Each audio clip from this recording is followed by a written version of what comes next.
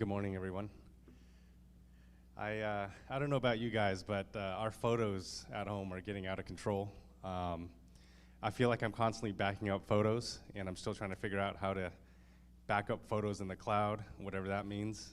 I spent 2 weeks copying photos into the cloud, only to find that it kept a copy on my computer, so if I deleted it on my computer, it would remove it from the cloud. So I'm still trying to figure that out.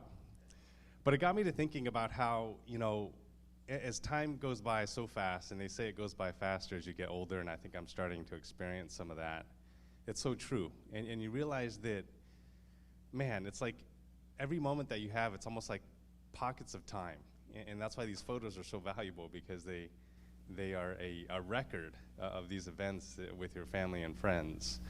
And it just feels like the seasons go by so fast, and I think sometimes we live in the illusion that things are always going to be the same indefinitely into the future, when it couldn't be further from the truth. And so it got me to thinking about how, as we're going through life and we are tired and we have long days, what I think all of us really want is to basically make the most of each moment. We want to be fully engaged, fully present. It's a constant challenge to put the phone down or even turn it off. I don't think my phone ever gets turned off. I just try to set it aside or leave it in the car, or just basically not have it on my person. It feels like we're constantly tethered. But again, I think the key is we really just want to make the most of each moment. I think about my kids. I probably only have a few more years with them before they're going to be going off to college.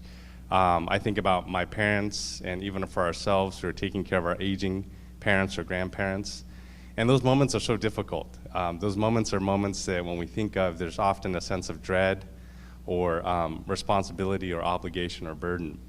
But I just want to encourage you guys this morning, as it says in Hebrews 12, that we're running this race of endurance, and in the process, we're trying to lighten the load. We're trying to get rid of the things that slow us down, the things that distract us, and it's a challenging thing to do.